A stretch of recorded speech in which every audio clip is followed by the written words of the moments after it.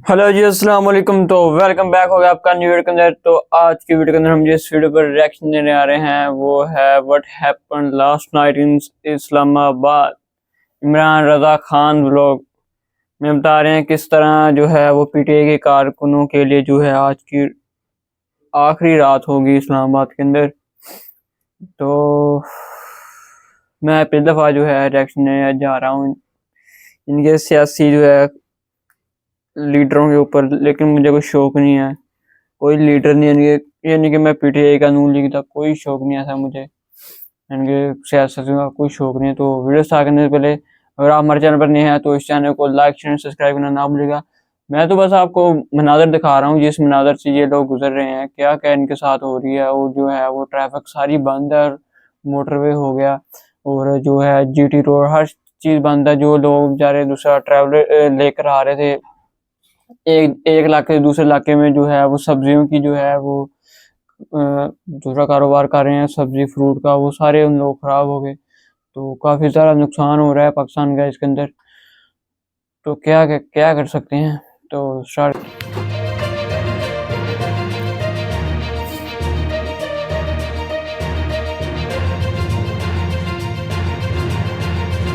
इमरान खान। बिस्मिल्लाहिर्रहमानिर्रहीम। अस्सलाम वालेकुम नाज़रीन, आप यूट्यूब चैनल देख रहे हैं। मैं इमरान खान हूँ। ये वीलॉग जो है इसमें बहुत सारी अहम इन्फॉर्मेशन है, वो चीज़ें जो आप नहीं जानते। पहले मैं आपको बताऊंगा कि पसे पर्दा क्या चल रहा था और ग्राउंड पे क्या हुआ। एक तो पाकिस्तान तहरीक इंसाफ का जो धरना जो उन्होंने जाके डी चौक के ऊपर कंट्रोल किया था वो ख़त्म हो गया। रात गए वो हुआ जिसकी कोई तवक्को नहीं कर डी रहा। चौक जो है वो आपको बता रहा हूँ, जिसके अंदर पार्लियामेंट हाउस, फ्रीडम हाउस और काफ़ी कुछ इसके अंदर मेन चीज़ें आती हैं, इसलिए इसको डी चौक कहा जाता था यानी ये किसी के दिमाग में नहीं था कि सीधी गोलियां निहत्ते शहरियों के ऊपर चलाई जा सकती हैं। इसके बारे में सबको यकीन था कि ऐसा नहीं होगा। है। वो तो यानी ये ये तो गए सबको पता नहीं था कि है। आंसू गैस की शेलिंग होगी, गिरफ्तारियां हो सकती हैं, टॉर्चर हो सकता है, लाठी चार्ज हो सकता है, वाटर कैनन का इस्तेमाल किया जा सकता है, मिर्चों वाला पानी फेंका जा सकता है। ये सारी चीज़ों का सबको आइडिया था, लेकिन ये किसी को नहीं पता था कि रियल बुलेट्स जो हकीकी गोलियां हैं, असल गोलियां वो चल जाएंगी और वो गोलियां चलाकर लोगों को मारा जाएगा। इसके बारे में किसी को आइडिया नहीं था। और देखें, एक चीज आप सबको जहन में रखनी है, बहुत सारे लोग जो है ना बड़ी अजीब अजीब बातें कर रहे हैं कि जनाब खड़े नहीं हुए, वहां रुके नहीं। तो मैं ये कहता हूं कि दुनिया की बेहतरीन जो ट्रेंड आर्मी है ना, मिलिट्री, उसको लेकर आए और ऐसे एक बीच में जगह है उसके ऊपर खड़ा करें और खड़ा करने के बाद ऊपर से उनके ऊपर यही सारा असला इस्तेमाल करें। रियल बुलेट्स भी चलाएं, असली गोलियां चलाएं, रबड़ की गोलियां चलाएं, इतनी बदतरीन आंसू गैस की शेलिंग करें, कोई दुनिया की फौज भी वहां पे नहीं रुक पाएगी। एसएसजी के कमांडोज भी वहां पे नहीं रुक पाएंगे। बेहतरीन दुनिया के अमेरिकन कमांडोज, मरीन्स जो है वो भी वहां पे नहीं रुक पाएंगे, क्योंकि ह्यूमनली पॉसिबल नहीं है, वहां आप सांस नहीं सही ले हो पा रहा रहे थे। तो और जब रियल बुलेट्स चलती हैं, यानी इन लोगों ने आंसू गैस का मुकाबला किया, पाकिस्तान तहरीक इंसाफ के कारकुनों ने पाकिस्तान की तारीख की सबसे बदतरीन आंसू गैस का मुकाबला किया, इन्हें नहीं गए। डंडों का मुकाबला किया, नहीं गए। रबड़ की गोलियों का मुकाबला किया, नहीं गए। गोलियां भी मारी गई बार बार, फिर भी नहीं गए। लेकिन जब अंधाधुंध फायरिंग हुई और बहुत सारे लोगों को बुलेट्स लगी हैं, अभी जो मेरे पास इत्तला आई उसमें सिर्फ एक हॉस्पिटल का डाटा है, दूसरे किसी अस्पताल का डाटा अभी नहीं है, और ये पॉलीक्लिनिक हॉस्पिटल का डाटा है। और इसके मुताबिक 28 लोग जो हैं उनको बुलेट इंजरी आई है। पाकिस्तान तहरीक इंसाफ ने जो बताया कि उनके 8 लोग जाँ बहक हो गए। ये अब तक के डाटा के मुताबिक है। जबकि पाकिस्तान तहरीक इंसाफ के कुछ लोग कंटिन्यूसली ये कह रहे हैं कि जब लाइटें बंद की गई 9 बजे के बाद, ऑपरेशन शुरू किया गया डी चौक पे, तो कुछ दिखाई नहीं दे रहा था। चारों तरफ से शेल्स चल रहे थे और चारों तरफ से गोलियां भी चल रही थी और फिर आग लगाई जा रही थी और बहुत तेजी से लोगों को गोलियां लगी हैं। तहरीक इंसाफ के बहुत सारे कारकुन लापता हैं, जिनके बारे में ये कहा जा रहा है कि शायद वो जाँ बहक हो गए हैं, वो इस दुनिया में मौजूद नहीं है, या वो इस वाकये की नज़र हो गए हैं। इसको एक सानिया कहा जा सकता है। पहले वजीर दाखिला ने इसके बारे में वार्निंग दी। वजीर दाखिला ने पहले कहा कि गोली चला देंगे और 5 मिनट में सब कुछ खत्म हो जाएगा। फिर वजीर इत्तलात ने भी गोली चलाने की धमकी दी। फिर ताकत के इस्तेमाल की धमकी जो है वो वजीर दिफा ने भी दी। 3 वफाकी वज़रा ने डायरेक्टली धमकियां दी और उसके बाद हमने देखा कि वहां पर गोली चली और जो लोग अस्पतालों में पहुंचे वो रियल बुलेट्स के साथ थे। हुकूमत ने यह नैरेटिव कई दिनों तक बनाया कि मुसल्ला लोग वहां पर मौजूद थे, लेकिन किसी एक भी पुलिस वाले या किसी एक भी पैरामिलिट्री फोर्स के बंदे को गोली लगने का वाकया रिपोर्ट नहीं हुआ। दूसरी जानिब से एक भी फायर रिपोर्ट नहीं हुआ। जितने जर्नलिस्ट वहां पे ग्राउंड पे मौजूद थे उन सबसे मैंने पूछा, उन्होंने कहा जी किसी ने भी गोली नहीं चलाई जवाबी, और वहां किसी के पास ऐसे हथियार हमने नहीं देखे और कोई जवाबी फायरिंग नहीं हुई। ये वन साइडेड फायरिंग थी क्योंकि लोग आंसू गैस से इलाके को छोड़कर नहीं जा रहे थे, लोग उस जगह को छोड़ने के लिए तैयार नहीं थे। तो पाकिस्तान तहरीक इंसाफ के कारकुनों के लिए ये तो बहुत बड़ी बात है, वो तहसीन के काबिल है। उन्होंने जिस तरह फस्तायत का मुकाबला किया वो पाकिस्तान की तारीख में कोई और सियासी जमात नहीं कर सकी। लेकिन ये बड़ी बदकिस्मती है कि हुकूमत ने वो रास्ता इख्तियार किया जो कभी भी कोई भी हुकूमत नहीं करती। मैं जाती तौर पर आपको ये बता देता हूं कि मुझे पूरा यकीन था कि लोगों पे स्ट्रेट फायरिंग ऐसे नहीं की जाएगी। पाकिस्तान तहरीक इंसाफ को भी इस बात का यकीन था, सबको यकीन था और ऐसा लगता था कि बगैर गोली चलाए लोग भी पागल हुए हैं। दूसरा इनके पीछे जब उसने आना है जेल से, जब उसका टाइम होगा तो आ जाएगा। अब वो कैसे, मैं एक्सप्लेन नहीं कर सकता क्योंकि सियासी जमात में मेरा दिमाग नहीं चल रहा है, ठीक है ना। और ना ही मुझे शौक है सियासत का कि आपके साथ सियासत खेलूं यहाँ पर बैठ के। तो लेकिन गलत इनका भी है और कसूर दोनों का ही है, ठीक है। ये जलने दे रहे हैं ये वो, ये लोग जाएंगे नहीं भुगते और हैं गोली अभी। कभी रियासत चलाएगी नहीं अपने शहरियों के ऊपर, निहत्ते शहरियों पर। लेकिन वहां पे गोली चली है जो बड़ी बदकिस्मती की बात है। तहरीक इंसाफ की प्रेस रिलीज आई है, लेकिन इसके बारे में मैं आपको एक बात बताऊं कि ये जो फैसला किया गया है, ये इसमें क्लेम ये कर रहे हैं कि ये जो फैसला है ये कोर कमेटी का और सियासी कमेटी का फैसला है। लेकिन मैंने कंफर्म किया कि कोई मीटिंग नहीं हुई, ना तो कोर कमेटी की हुई है ना सियासी कमेटी की हुई है। ये फैसला चंद लोगों ने किया है, उमर अयूब साहब ने, शिबली फराज साहब ने, गौर साहब ने, सलमान अकरम राजा साहब ने और गंडापुर साहब उसका हिस्सा है, उस कमेटी का जो बनी हुई है इनकी इंटरनल। अब गंडापुर साहब का कंफर्म नहीं है, लेकिन इन लोगों ने ये फैसला किया और फिर ये प्रेस रिलीज जारी की गई। प्रेस रिलीज के मुताबिक पाकिस्तान तहरीक इंसाफ की निहत्ते पुरअमन और मुहिब वतन शहरियों के सफ़ाकाना कत्ल और ऑपरेशन के नाम पर इस्लामाबाद में पुरअमन एहतजाज के शुरका के खिलाफ वहशत और बर्बरियत के नंगे मुजाहरे की शदीद अल्फाज में मुजम्मत। चीफ जस्टिस ऑफ पाकिस्तान से कहा जनाब कि आप इसका नोटिस लें और वजीर आज़म, वजीर दाखिला, इस्लामाबाद और पंजाब के जो IGs हैं उनके खिलाफ इक़दाम कत्ल की और कत्ल की FIR दर्ज की जाए, उनके खिलाफ कार्रवाई की जाए। फिर उन्होंने बताया जी कि कैसे मैंडेट चोर फस्ताइयों की ईमा पर सरकारी मशीनरी ने गोलियों से दर्जनों निहत्ते बेगुनाह कारकुनों को सीधी गोलियां मारकर शहीद किया है, जिनमें 8 के क्वाइफ अब तक हमारे पास पहुंच चुके हैं। तहरीक इंसाफ कह रही है दर्जनों लोगों को गोलियां लगी हैं और भी लोग शहीद हुए हैं, लेकिन 8 के क्वाइफ अब तक हमारे पास आए हैं। उनमें वो जो बता रहे हैं जी कि ठीक है, टांग टूट की ये वो शहजाद बात दस्ती, मलक मुबीन, औरंगजेब, अब्दुल कादर, मलक सफदर अली, अहमद वली, मोहम्मद इलियास और इनके अब्दुल पास रशीद रिपोर्ट कहाँ से शामिल आई? हैं। और इसमें जो मनाजिर हमने देखे नाज़रीन वो इंतहाई अफसोसनाक है। जो अस्पताल से मनाजिर आ रहे हैं वो तो हम शेयर भी नहीं कर सकते, दिल दहला देने वाले मनाजिर हैं। ऐसा किसी ने नहीं सोचा था कि रियासत इस तरह गोली चलाएगी। बहरहाल तहरीक इंसाफ ने कहा जी कि हम कोई मुसल्ला जत्था नहीं है या कोई मुसल्ला तंजीम नहीं है कि हम इन चीज़ों का मुकाबला करें, गोलियों का मुकाबला करें। हम पुरअमन शहरी हैं और हम एहतजाज करने के लिए, अपना हक लेने के लिए आ रहे थे और जमहूरी तरीके से आ रहे थे और हमने तमाम सऊबतें, तमाम रुकावटें, तमाम तशद्दुद और वहशियाना बर्बरियत बर्दाश्त की। हमारे कारकुन डी चौक पहुंचे मगर अपने शहरियों के लाशों के अंबार लगाने की हम इजाज़त नहीं दे सकते। 24 करोड़ पाकिस्तानियों को भेड़ बकरियां समझने वाले दरिंदों के लिए शहरियों का कत्ल तफरीह का वसीला हो सकता है, मगर तहरीक इंसाफ पाकिस्तान के अवाम, इसके वसाइल और इसके कौमी मफाद के नगेबान है। अब वज़ीर इत्तलात को मैं सुन रहा था, वो मजाक उड़ा रहे थे लोगों का, यानी वो वहाँ पे लाशें पड़ी हुई है, अस्पतालों में लाशें पड़ी हुई है। तहरीक इंसाफ के लोग कह रहे हैं हमारी लाशें गायब की जा रही हैं और बाद में ये कहा जाएगा जनाब हमें पता ही नहीं है वो बंदा कहाँ गया। तो हमारी लाशें इसलिए गायब की जा रही हैं ताकि जो जाम बहक होने वाले लोग हैं उनकी तादाद को छुपाया जा सके, ये तहरीक इंसाफ के लोगों ने क्लेम किया। अब इस वक्त जो तहरीक इंसाफ का अनाउंस है वो ये कह रहे हैं कि हुकूमती मनसूबे के पेश नज़र पुरअमन एहतजाज की फिल वक्त मनसूखी का हम ऐलान करते हैं। ये जनाब तहरीक इंसाफ ने ऐलान किया है। तहरीक इंसाफ के बहुत सारे लोग इससे पशेमान हैं। बुशरा बीबी, मैं आपको ये बता देता हूँ, मीडिया ने गलत खबरें चलाई कि बुशरा बीबी वहां से चली गई हैं या अली अमीन गंडापुर वहां से चले गए हैं। इस वक्त जो इंफॉर्मेशन आ रही है वो ये है कि ये लोग खैबर पख्तूनख्वा में अब मौजूद हैं सुबह के वक्त।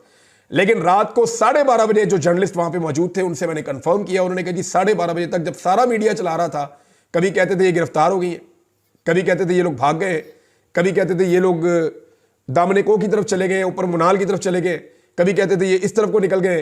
तो उस वक्त तक बुशरा बीबी और अली अमीन गंडापुर वहां मौजूद थे और बुशरा बीबी को बड़ा जोर जबरदस्ती से मनाकर वहां से निकाला गया है। जब हालात बहुत ज्यादा खराब हो गए, बिल्कुल अंधेरा हो गया, हर तरफ से गोलियां चल रही थी, लोगों की लाशें गिर रही थी, लोग जो है वो जख्मी हो रहे थे, उनको अस्पताल पहुंचाया जा रहा था, बड़े पैमाने पर एम्बुलेंसें वहां पे जो है वो रवाना की गई, वो भी सारे मनाजिर लोगों ने देखे। तो ये एक बड़ा ब्रूटल ऑपरेशन था, लेकिन उसके बाद जिस तरह का रवैया रियासत का था, वो मजाक उड़ा रही थी। उसके बाद भी वो ठट्टे उड़ा रहे थे। लाशों के ऊपर हंसने वाले लोग बेहिस मैंने इससे पहले नहीं देखे। सानिया मॉडल टाउन भी इन्होंने किया था, और अब ये उससे बड़ा सानिया इन्होंने इस्लामाबाद डी चौक में कर दिया है। ये तहरीक इंसाफ की प्रेस रिलीज है। तहरीक इंसाफ के अंदर इस पर इख्तलाफ पाया जाता है कि ये एहतजाज कॉल ऑफ करना चाहिए था या नहीं करना चाहिए था। हुकूमत ने इतने बंदे मार दिए तो एहतजाज कॉल ऑफ नहीं करना चाहिए था। दूसरी तरफ के लोगों का कहना है कि हुकूमत पागल हो चुकी है, लिहाजा हम दोबारा एहतजाज करेंगे, अभी हम इसको रोक रहे हैं। अब इससे होगा क्या भाई? मैं आपको थोड़ा सा बैकग्राउंड में लेकर जाता हूँ। एहतजाज करने कुछ मुझे नहीं कुछ होगा लोगों ने आपका। इन्फॉर्मेशन ये देना शुरू कर दी थी ना वो, और अब मैं वो चीजें आपके सामने रख देता हूँ। जितनी उम्र का और लिखी मैंने है इन सारी वो चीजों को बताएगा, कंफर्म फिर किया, है। मैं इनके ऊपर पहरा दूंगा। जब 24 तारीख को ये काफिला निकला खैबर पख्तूनख्वा से, तो ये सारा दिन ट्रेवल करता हुआ शाम को ये पहुंचा, और उस वक्त इन्होंने क्लियर किया पहली सारी रात लगा के कटी पहाड़ी के इलाके को, और डीआई खान और बलूचिस्तान से आने वाले काफिले आगे पहुंच चुके थे। उसके बाद ये काफिले आपस में मिलते हैं अगले दिन, और अगले दिन फिर ये आगे बढ़ते हैं, और इस्लामाबाद के अंदर जब दाखिल होते हैं तो वहां पे अली अमीन गंडापुर साहब की गाड़ियां और उनके साथ जो स्क्वाड है वो वहां पे रुक जाता है। और उनसे जब भी कोई जाके कारकुन पूछता है, कोई बात करता है, तो वो ये कहते हैं जी अभी कर रहे हैं, एक मीटिंग चल रही है, बात चल रही है सीएम साहब की, सीएम साहब कोशिश कर रहे हैं, तो एंगेजमेंट चल रही है, तो वहां मुज़ाकरात हो रहे हैं। तो इस किस्म की बातें वहां पे सबको बताई जाती हैं। वहां पे कारकुनों ने शोर मचाना शुरू किया कि हमें आगे जाना चाहिए, आगे बढ़ना चाहिए, रावलपिंडी और इस्लामाबाद हमारा इंतजार कर रहा है। तो बुशरा बीबी ने आगे जाने का फैसला किया। जो अहमद खान न्याजी हैं, जो इमरान खान साहब के रिश्तेदार भी हैं, आपने देखा उनकी सिक्योरिटी भी उनके साथ साथ होते थे, पोनी इन्होंने बांधी होती थी। अहमद खान न्याजी जो है वो अली अमीन गंडापुर साहब के पास जाते हैं और उन्हें कहते हैं कि हमें आगे बढ़ना चाहिए, फौरन आगे जाना चाहिए, बुशरा बीबी को लेकर हमें आगे जाना है। तो उस पर अली अमीन गंडापुर और अहमद खान न्याजी साहब जो हैं वो मुत्तफिक नहीं हो पाते। तो अहमद न्याजी जो है वो आगे बढ़ते हैं, और बुशरा बीबी कंटेनर के अंदर सवार थी, तो उन्होंने कहा कंटेनर लेके आगे निकलो। तो जो कंटेनर का ड्राइवर है उसने कंटेनर चलाने से इनकार कर दिया, क्योंकि कंटेनर को जो इंस्ट्रक्शंस आती थी वो खैबर पख्तूनख्वा की हुकूमत से आती थी। अब कंटेनर वाला आगे जा ही रहा, बुशरा बीबी कह रही है आगे जाना है, बुशरा बीबी के साथ जो लोग हैं वो आगे जाना चाहते हैं, अली अमीन गंडापुर साहब फैसला नहीं कर रहे, और वो गाड़ियां लेकर अपना स्क्वाड लेकर उस जगह पे जहां मोटरवे से उतर के थोड़ा आगे एक मुकाम है वहां पे आकर खड़े, अब आगे नहीं बढ़ रहे। और इनके जिस अंदाज में इनकी गाड़ियां खड़ी थी आगे पीछे से पूरा काफिला रुका हुआ था जो आगे नहीं बढ़ पा रहा था, सिर्फ इनसे आगे कुछ 40-50 गाड़ियां थी। बहरहाल अहमद न्याजी ने जबरदस्ती जो कंटेनर था जिसके अंदर सारा वो जलसागाह की जगह बनी हुई थी ऊपर, जिसमें बुशरा बीबी थी, उस कंटेनर के ड्राइवर के साथ जबरदस्ती की और उसको ये कहा कि फिर हम खुद ही गाड़ी चला लेंगे। बहरहाल मजबूरन वो कंटेनर फिर आगे बढ़ा।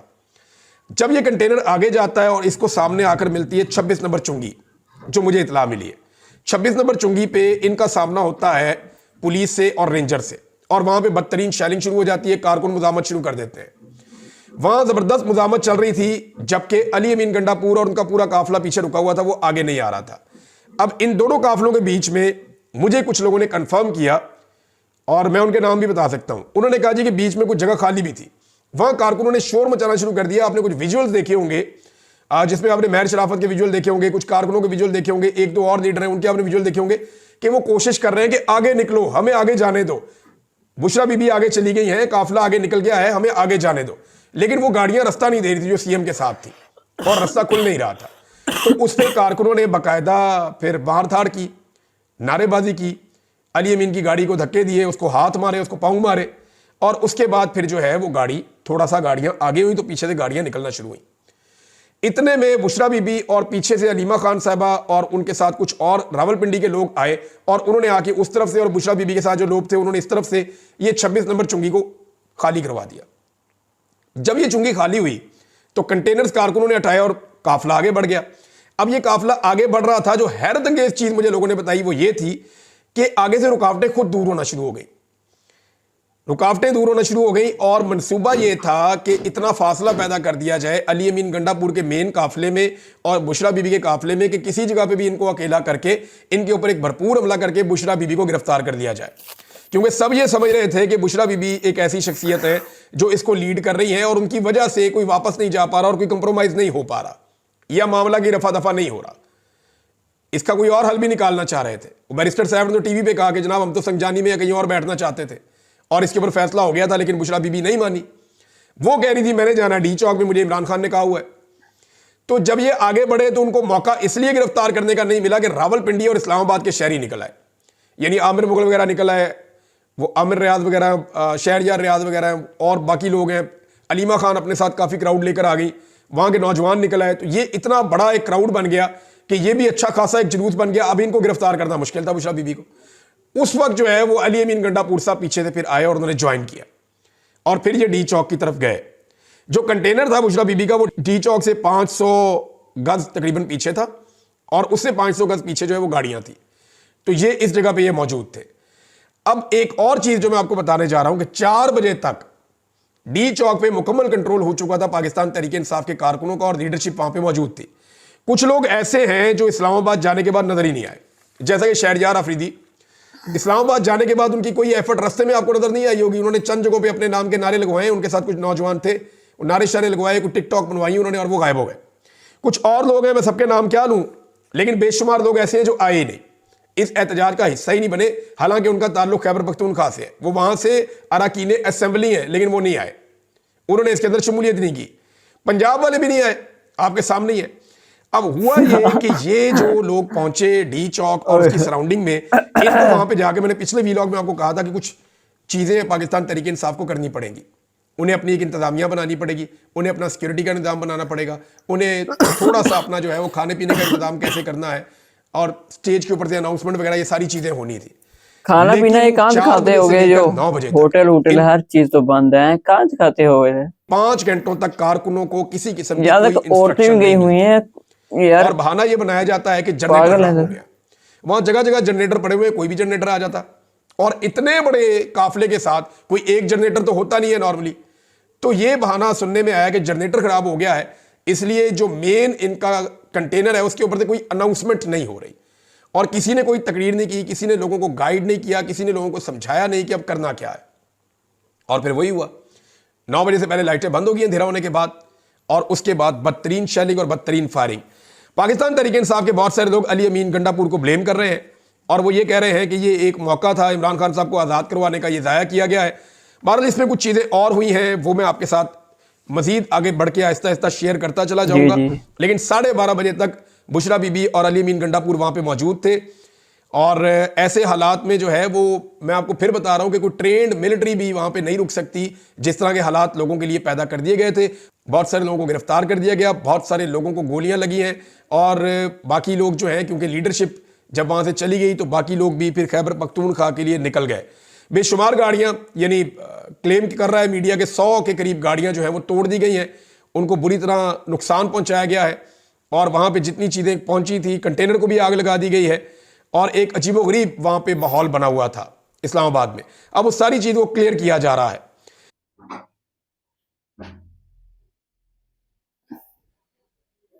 सबको बताएंगे कि हमारे साथ वहां क्या जुल्म हुआ और क्या जबर हुआ, किस तरीके से रियासत ने हमारे साथ सलूक किया है, और ये पैगाम फैलता चला जाएगा। इमरान खान का वो पैगाम जो पहले उस तरह नहीं फैल रहा था, अब उससे ज्यादा शिद्दत के साथ फैलेगा, आलमी दबाव बढ़ेगा, और आने वाले 1-1.5 महीने के अंदर हुकूमत को बहुत सख्त मुश्किल का सामना करना पड़ सकता है। यहां बात खत्म नहीं हुई। जो लोग आज खुशियां मना रहे हैं, कल इन्हें हम रोते हुए भी देखेंगे। लेकिन बदकिस्मती की बात यह है कि जो जमहूरियत पसंद कहलाते हैं, उन्होंने इस फस्तायत के नंगे नाच को नाचा है, और उसके बाद मरने वालों का मजाक उड़ाया है। वो लोग याद रखें कि बुरा वक्त सबके ऊपर आता है, और कभी एक के साथ कांस्टेंट नहीं रहता। ये वक्त जब उनके साथ आएगा तो फिर वो कहां खड़े होंगे। अब तक के लिए इतने, अपना ख्याल रखिएगा, अपने इस चैनल का भी। अल्लाह हाफिज।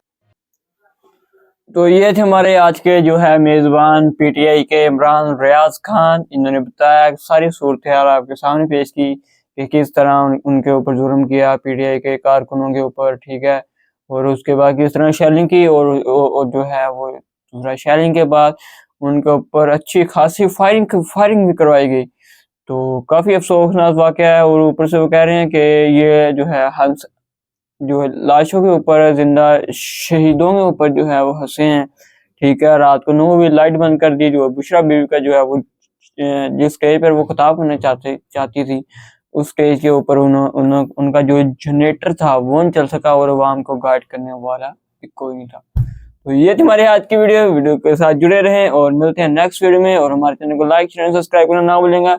तो आपको एक मतलब फिर कह दूं कि मेरा सियासत के साथ कोई लेन देन नहीं है, मैं तो बस जस्ट आपको दिखाने के लिए दिखा रहा हूँ, ठीक है ना। मैं किसी पार्टी के साथ नहीं हूँ, मैं बस ऊपर वाली पार्टी के साथ हूँ, ठीक है।